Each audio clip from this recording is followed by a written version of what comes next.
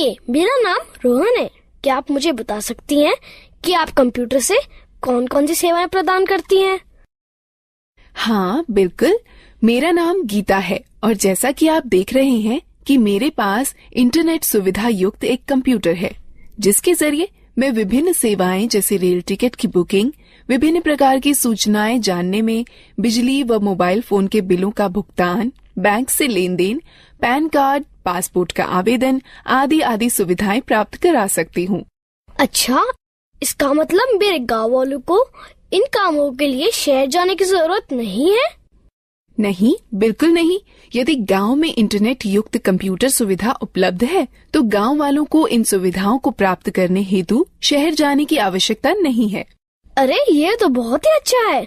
मुझे पूरा विश्वास है कि यह सब जानकर गांव वाले भी मेरी तरह बहुत प्रसन्न होंगे।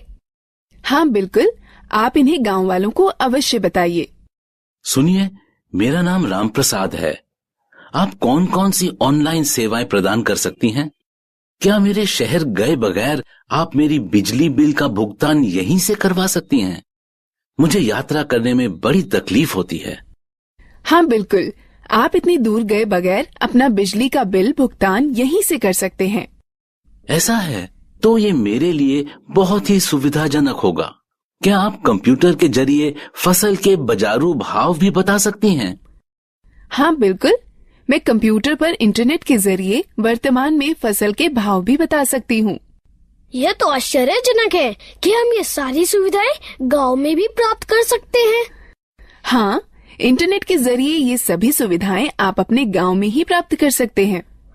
मैंने सुना है कि आजकल इंटरनेट की सुविधा मोबाइल फोन पर भी उपलब्ध है। क्या ये सत्य है? हाँ रोहन, न केवल मोबाइल फोन बल्कि आजकल लोग स्मार्टफोन अथवा टैबलेट पर भी इंटरनेट कनेक्शन का उपयोग बहुत सारे कामों के लिए करते हैं। यह सब सुनने में बहुत रुचिकर लगता है। क्या आप मुझे कंप्यूटर, स्मार्टफोन और टैबलेट के बारे में सिखा सकती हैं? बिल्कुल रोहन, कृपया बैठ जाइए। मैं आपको कंप्यूटर, स्मार्टफोन और टैबलेट के बारे में और अधिक बताती हूँ। बाकी आप लोग भी बैठ जाइए, जिससे मैं आप सभी को डिजिटल यंत्रों के बारे में और अधिक बता सकूं। सबसे पहले हम यह सीखते हैं कि कंप्यूटर क्या है।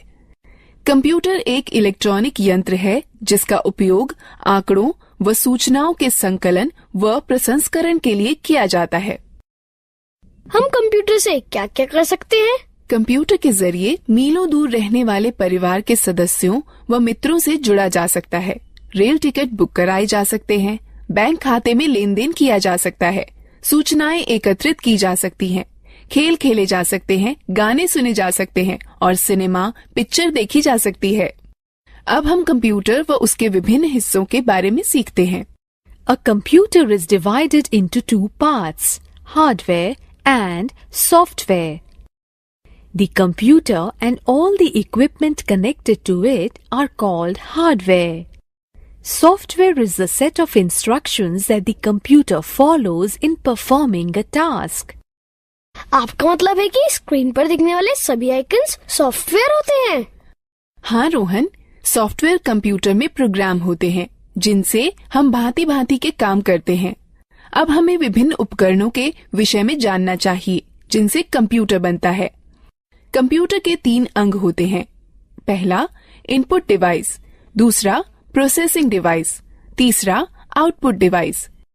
जैसे एक ट्रैक्टर को चलने के लिए डीजल अथवा पेट्रोल की आवश्यकता होती है, ठीक उसी तरह कंप्यूटर में डाटा भरने, निर्देश अथवा सूचनाएं संकलित कर विभिन्न कार्य करने के लिए उपकरणों की आवश्यकता होती है।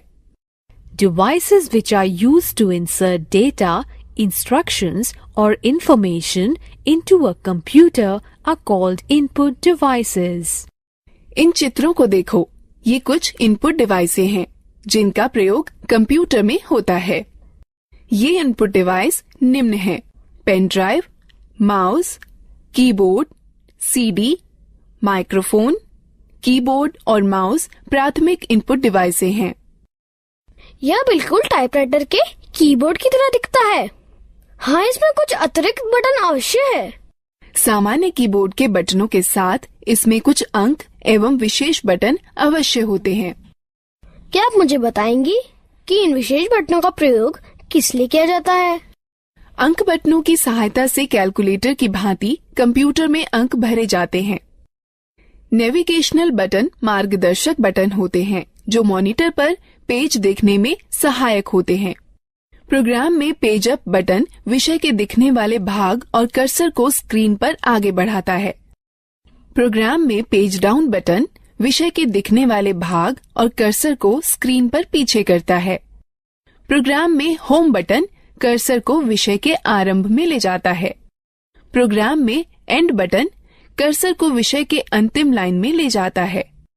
प्रोग्राम में ये तीनों बटन संपादन बटन कहे जाते हैं जो कंप्यूटर में पठनीय विषय में संशोधन करने में सहायक होते हैं।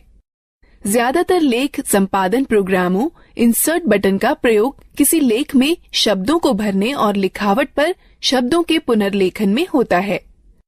डिलीट बटन लेख संपादन प्रोग्रामों में एक एक कर अक्षर दाईं ओर मिटाता है। बैकस्पेस बटन लेख संपादन प्रोग्रामों में एक एक कर अक्षर बाईं ओर मिटाता है। ये 4 बटन किस काम के लिए प्रयोग किए जाते हैं? ये चारों बटन दिशा निर्देशक बटन कहलाते हैं। ज्यादातर लेख संपादन प्रोग्रामों में ऊपर की तरफ तीर के निशान वाला बटन कर्सर को स्क्रीन पर ऊपर की ओर ले जाता है। ज्यादातर लेख संपादन प्रोग्रामों में नीचे की तरफ तीर के निशान वाला बटन कर्सर को स्क्रीन पर नीचे की ओर ले जाता है। ज्यादातर लेख संपादन प्रोग्रामों में बाईं की तरफ तीर के निशान वाला बटन कर्सर को स्क्रीन पर बाईं की ओर ले जाता है। ज्यादातर लेख संपादन प्रोग्रामों में दाईं की तरफ तीर के निशान वाला बटन कर्सर को स्क्रीन पर दाईं की ओर ले जाता है। क्या तुम F1 से F12 तक के बटनों को देख रहे हो? यह बटन फंक्शन बटन कहलाते हैं। यह बटन कंप्यूटर पर सक्रिय प्रोग्राम के अनुसार निर्दिष्ट किए गए विशेष कार्य को निष्पादित करते हैं। ज्यादातर प्रोग्रामों में एस्केप बटन चल रही प्रक्रिया समाप्त कर देता है। कंट्रोल और अल्टरनेट बटन क्रिया परिवर्तन बटन हैं, जो ज्यादातर प्रोग्रामों में विशिष्ट कार्य और माउस की क्रिया को या तो परिवर्तित कर देते हैं या तो बढ़ा देते हैं। विंडो बटन विंडोज के स्टार्ट मेनू को सक्रिय कर देता है। यह बिल्कुल वैसे ही होता है जैसे कि टास्क बार के स्टार्ट बटन पर क्लिक करने से होता है। अब तक हमने कीबोर्ड के विभिन्न बटनों के बारे में सीखा। अब हम माउस के बारे में सीखते हैं। माउस एक दिखाने, निर्देशन करने वाला यंत्र है जिसका प्रयोग कंप्यूटर स्क्रीन पर दिखने वाले विषय आइकन्स को इंगित कर उनसे परस्पर संबंध बनाने में होता है। आप देखेंगे कि जैसे ही माउस चलाया जाता है वैसे ही माउस चलाए जाने की दिशा में एक छोटा तीर स्क्रीन पर चलता है। इस तीर को पॉइंटर कहते हैं। पॉइंटर की सहायता से कंप्यूटर को प्रक्रिया के लिए डाटा व निर्देश उपलब्ध कराए जा सकते हैं।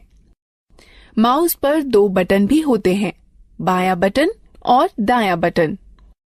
माउस के दोनों बटनों के बीच में एक घूमने वाला चक्का भी होता है जिसकी मदद से प्रलेख या डॉक्यूमेंट और वेब पेज पर आसानी से चला जा सकता है।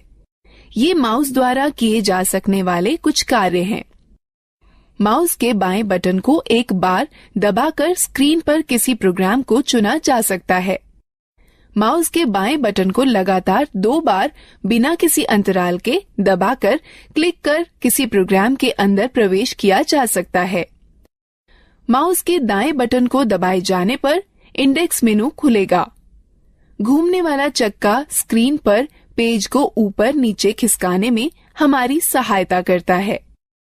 जिस तरह दानों से भूसी निकालने या गेहूं को पीसने में ग्राइंडिंग मिल एक प्रोसेसिंग मशीन की तरह काम करती है, उसी तरह कंप्यूटर में वह यंत्र जो डाटा संग्रहण और संरक्षण को नियंत्रित करते हैं वह प्रोसेसिंग डिवाइस कहलाते हैं।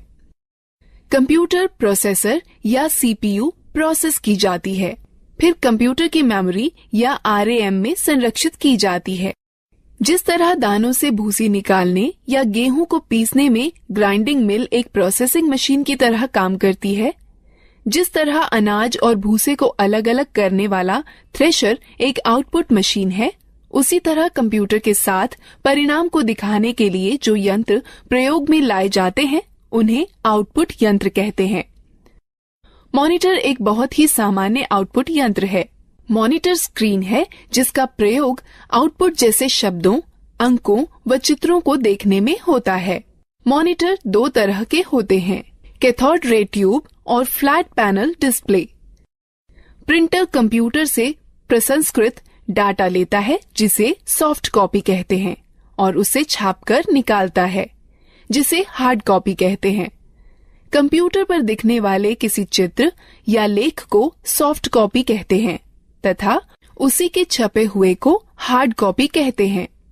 प्रिंटर 3 तरह के होते हैं, इंकजेट प्रिंटर, लेजर प्रिंटर और डॉट मैट्रिक्स प्रिंटर। स्पीकर एक आउटपुट यंत्र जिसके द्वारा हम आवाज सुनते हैं। स्पीकर के बिना हम गाने अथवा आवाज विषयों आदि को सुन नहीं सकते। हेडफोन कंप्यूटर से आवाज आउटपुट देता है। ये स्पीकर की तरह होते हैं किंतु इन्हें कानों पर पहना जाता है, इसलिए एक समय में केवल एक ही व्यक्ति आउटपुट सुन सकता है।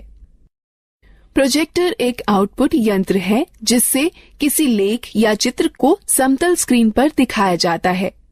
अधिकतर प्रोजेक्टर का प्रयोग सम्मेलनों में या प्रस्तुतिकरण में होता है जिसके द्वारा प्रदर्शित होने वाले कई लोग एक साथ देख सकते हैं।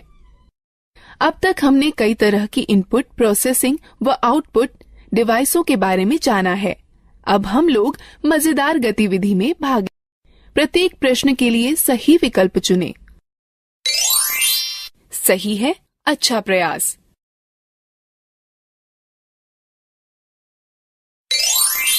सही है, अच्छा प्रयास।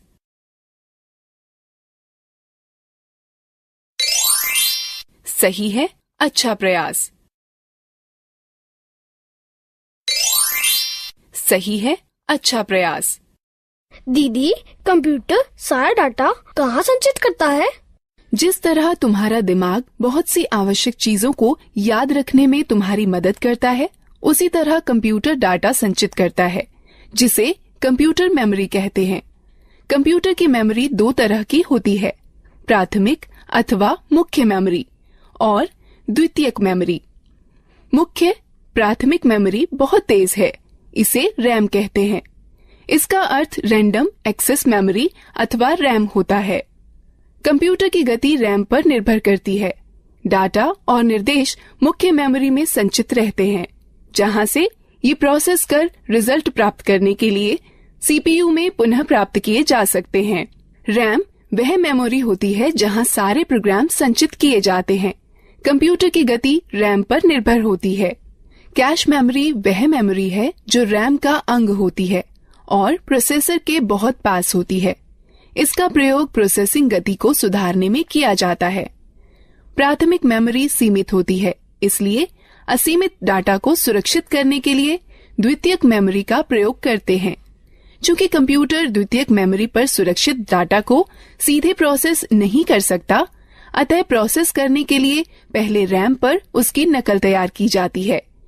ये कुछ डिवाइस हैं जो द्वितीयक मेमोरी की तरह कार्य करती हैं, पेन ड्राइव, हार्ड डिस्क और डीवीडी। तो एक कंप्यूटर डाटा को अपनी मेमोरी में कैसे सुरक्षित करता है? कंप्यूटर सभी सूचनाएं केवल 2 अंकों 0 और 1 में संचित करता है। एक अकेली बाइनरी डिजिट अर्थात 1 अथवा 1 0 को बिट कहते हैं। 8 बिट्स के ग्रुप को एक बाइट कहते हैं। इस सारणी को देखो, इसमें बिट्स और बाइट्स के बीच के संबंध को दिखाता है। निर्देश जो कार्य पूरा करने और हार्डवेयर को नियंत्रित करने के लिए प्रयोग किए जाते हैं, सॉफ्टवेयर कहलाते हैं। सॉफ्टवेयर प्रोग्राम्स निर्देशों का योजनाबद्ध क्रमवार समूह है जो कंप्यूटर को निर्देशित करते हैं कि क्या करना है और कैसे करना है। सॉफ्टवेयर 2 प्रकार के होते हैं, एप्लीकेशन सॉफ्टवेयर और सिस्टम सॉफ्टवेयर।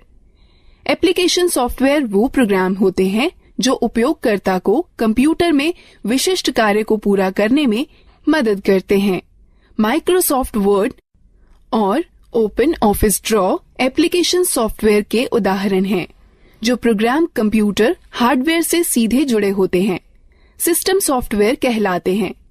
कंप्यूटर चलाने के लिए आपको एक ऑपरेटिंग सिस्टम की आवश्यकता होती है, जो एक सिस्टम सॉफ्टवेयर है। हमारे आगे बढ़ने से पहले इस एक्टिविटी में भाग लेते हैं। प्रत्येक प्रश्न के लिए सही विकल्प चुनें। सही है, अच्छा प्रयास।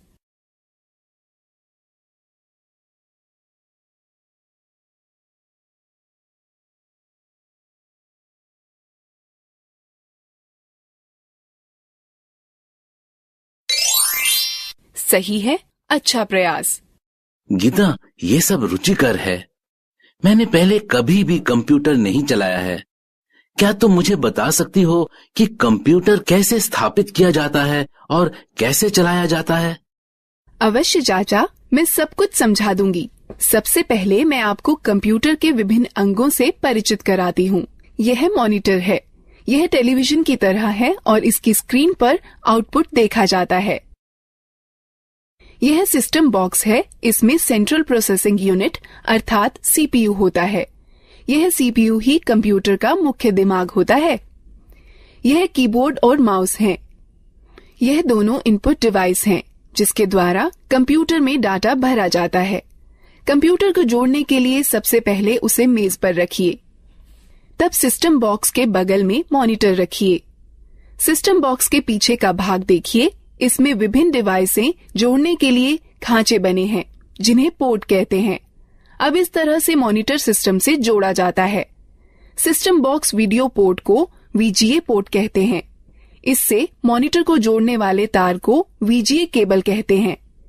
वीजीए केबल के एक सिरे को सिस्टम के वीजीए पोर्ट से तथा दूसरे को मॉनिटर से जोड़ा जाता है। कीबोर्ड दो प्रकार के कनेक्टर वाले होते हैं, PS2 कनेक्टर अथवा USB कनेक्टर। कीबोर्ड को कनेक्ट करने के लिए उसके कनेक्टर को सिस्टम के उपयुक्त पोर्ट में जोड़ा जाता है। माउस 3 प्रकार के कनेक्टर वाले होते हैं, PS2 कनेक्टर, USB कनेक्टर अथवा सीरियल कनेक्टर। माउस को कनेक्ट करने के लिए उसके कनेक्टर को सिस्टम के उपयुक्त पोर्ट में जोड़ा जाता है। उसी तरह यदि आप प्रिंटर को जोड़ना चाहते हैं तो उसके कनेक्टर, जो इन दो में से किसी एक प्रकार का हो सकता है, समानांतर पोर्ट अथवा USB पोर्ट को सिस्टम के उपयुक्त पोर्ट में जोड़ दें। अब हम कंप्यूटर को बिजली के मेन बोर्ड से कैसे जोड़ सकते हैं? कंप्यूटर 2 बिजली सप्लाई के तारों के साथ आता है। एक बिजली सप्लाई तार को सिस्टम यूनिट के बिजली सप्लाई प्लग में तथा दूसरे तार को मॉनिटर के पोर्ट से प्लग करें। उसके बाद दोनों तारों को बिजली के पोर्ट से या UPS से जोड़ें। क्या आप हमें दिखा सकती हैं कि कंप्यूटर को कैसे जोड़ते हैं? बिल्कुल। कंप्यूटर चालू करने के लिए निम्न कार्यवाहियों का अनुसरण करें। पहले सिस्टम यूनिट व मॉनिटर दोनों की बिजली सप्लाई चालू करें। तब सिस्टम यूनिट का पावर बटन दबाकर उसे चालू करें व मॉनिटर का पावर बटन दबाकर उसे चालू करें। अब कुछ क्षण इंतजार करें और देखें कि मॉनिटर पर डिस्प्ले आने लगा है। इसे बूट स्क्रीन कहते हैं। धीरे धीरे सभी सॉफ्टवेयर लोड हो जाएं तो कंप्यूटर प्रयोग के लिए तैयार है। धन्यवाद गीता। पहली बार न केवल कंप्यूटर को देखा है बल्कि उसे चालू करना भी सीखा है। हाँ, कंप्यूटर के विषय में यह सब बताने के लिए धन्यवाद दीदी। अब क्या आप हमें मोबाइल फोन व टैबलेट के बारे में भी बता देंगी? बिल्कुल रोहन, मैं तुम्हें सिखाऊंगी कि मोबाइल फोन व टैबलेट कैसे चलाते हैं। हाँ, मैं भी इन चीजों के बारे में सीखना चाहता हूँ। पहले हम मोबाइल फोन व टैबलेट के विभिन्न अंगों, कार्यों व उपयोगों के बारे में जानते हैं। जैसे आप जानते हैं कि बेसिक मोबाइल फोन एक ऐसा यंत्र है जिससे आप कॉल कर सकते हैं, कॉल प्राप्त कर सकते हैं व मैसेज लिखकर भेज सकते हैं व प्राप्त कर सकते हैं। आधुनिक मोबाइल फोनों में कई तरह की विशेषताएं होती हैं, जैसा कि इंटरनेट, खेल, कैमरा, वीडियो गेम और मार्ग निर्देशन प्रणाली। यह फोन स्मार्टफोन कहलाते हैं। कुछ मोबाइल फोनों में 2-2 सिम कार्ड एक साथ ही फिट हो जाते हैं। इन्हें डुअल सिम फोन कहते हैं। फोन के विभिन्न अंगों को देखें।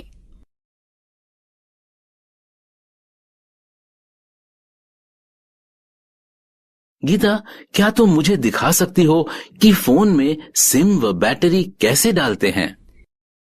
बिल्कुल, बस निम्न प्रक्रियाओं का अनुसरण करें। पहला, फोन को स्विच ऑफ कर दें और पीछे का कवर निकाल दें। उसके बाद फोन की बैटरी निकाल दें। तब सिम खांचे में सिम डाल दें। अंत में बैटरी व कवर पुनः लगा दें और फोन को चालू करें। धन्यवाद गीता, मुझे फोन की बैटरी चार्ज करने में भी समस्या होती है। चिंता न करें, बस निम्न प्रक्रियाओं का अनुसरण करें। पहला, चार्जर को दीवार पर बिजली के बोर्ड में लगाएं। तब चार्जर को फोन में लगाएं। कुछ समय बाद जब मोबाइल बैटरी फुल दिखाए तो पहले चार्जर को फोन से निकालें, फिर दीवार से निकालें। मैं आपको सिखाती हूँ कि फोन के बटनों को लॉक व अनलॉक कैसे किया जाता है। हमें बटनों को लॉक क्यों करना चाहिए? चाचा, जब आप लंबे समय तक फोन का प्रयोग न कर रही हों तो उसे लॉक करके रखना अच्छा होता है। इसकी यह प्रक्रिया है। फोन लॉक करने के सिलेक्ट मेन्यू पर जाइए और स्टार बटन दबाइए। अब ये लॉक कैसे खुलेगा? इसे खोलने के लिए फोन का अनलॉक बटन दबाइए और तब स्टार बटन दबाइए। मेरे पास ये नया मोबाइल है और मुझे यहाँ तक नहीं पता है कि इसकी विशेषताएं कैसे देखें। आप अपने मोबाइल की विशेषताएं देखने के लिए पहले मेनू आइकन छुएं या मेनू बटन दबाएं, जिससे फोन के सारे फीचर दिखाई पड़ने लगेंगे। और पीछे जाने के लिए पीछे आइकन को छुएं या बटन को दबाएं। पुनः आरंभ में जाने के लिए होम आइकन को छुएं या बटन को दबाएं। बेसिक फोन अथवा टच स्क्रीन फोन रिंगटोन घंटी बदलने के लिए निम्न प्रक्रिया अपनाएं। बेसिक फोन के लिए पहले मेनू चुनें, फिर सेटिंग, तब टोन चुनें और फिर खिसक कर रिंगटोन पर जाएं। तब गैलरी खोलने के लिए खिसक कर गैलरी पर जाएं, जहां पर कई रिंगटोनों की सूची दिखाई देगी। अब आप अपनी इच्छा अनुसार टोन का चयन कर सकते हैं। टच स्क्रीन फोन रिंगटोन बदलने की प्रक्रिया। पहला, होम आइकन को छुएं, फिर मेनू आइकन को छुएं, फिर पर्सनलाइजेशन सेटिंग्स आइकन को छुएं, फिर सेटिंग आइकन को छुएं, फिर प्रोफाइल सेटिंग आइकन को छुएं। तब रिंगटोन या नोटिफिकेशन रिंगटोन आइकन को छुएं। तब रिंगटोन की सूची में खिसक कर अपनी इच्छानुसार रिंगटोन चुनें। तब ठीक ओके आइकन को छुएं। मैं अपने फोन में अलार्म सेट करना चाहता हूँ। क्या सुबह जल्दी अलार्म सेट करने में आप मेरी मदद कर सकती हैं? निम्न प्रक्रिया से आप स्वयं कर सकते हैं। बेसिक फोन के लिए पहले मेनू में अनुपयोग चुनें, फिर अलार्म घड़ी, उसके पश्चात अलार्म का समय सेट करके सेव चुनें, फिर खिसक कर रिंगटोन पर जाएं। यदि आप अलार्म को दोहराना चाहते हैं तो चयन के विकल्प में जा दोहराना, फिर दिनों का चयन कर संपन्न चुनें। टच स्क्रीन फोन में निम्न प्रक्रिया अपनाएं। पहले मेनू को छुएं, तब घड़ी को छुएं, तब अलार्म को छुएं, अलार्म का समय सेट करके सेव चुनें। दीदी, क्या आप हमें टैबलेट के बारे में बता सकती हैं? हाँ जरूर, मैं अभी बताने ही वाली थी। टैबलेट एक कॉम्पैक्ट डिवाइस है जो एक स्मार्टफोन अथवा एक लैपटॉप अथवा कंप्यूटर की तरह है। आजकल टैबलेट अपने सुविधाजनक आकार और फीचर के सरल उपयोग के कारण बहुत लोकप्रिय हो गए हैं। इनका उपयोग हम इंटरनेट पर ब्राउजर, मेल चेक करना, डाउनलोड और किताबें पढ़ने, गेम खेलने, वीडियो देखने के अलावा संगठक के रूप में किया जा सकता है। टैबलेट विभिन्न प्रकार के होते हैं। यहाँ पर कुछ हैं। बुकलेट टैबलेट पीसी का सबसे सरलतम रूप है, जो किताब की तरह दिखता है। इस डिवाइस के दोनों तरफ डिस्प्ले होता है और इसकी कार्यप्रणाली दोनों तरफ छूने से कार्य करती है। यह हस्तलेख को पहचानने वाला सॉफ्टवेयर होता है, जो तुम्हें स्क्रीन पर वैसे ही लिखने की अनुमति देता है जैसे कि आप पेपर पर लिख सकते हैं।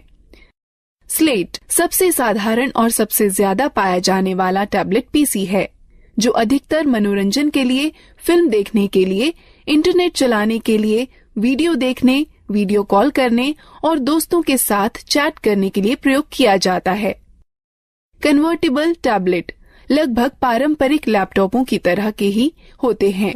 इसमें बस एक बड़ा फर्क यह होता है कि इनसे टच स्क्रीन डिस्प्ले होता है, जिसे 180 डिग्री तक घुमाया भी जा सकता है। हाइब्रिड टैबलेट में स्लेट और कन्वर्टेबल टैबलेट दोनों की सबसे अच्छी विशेषताएं सम्मिलित होती हैं।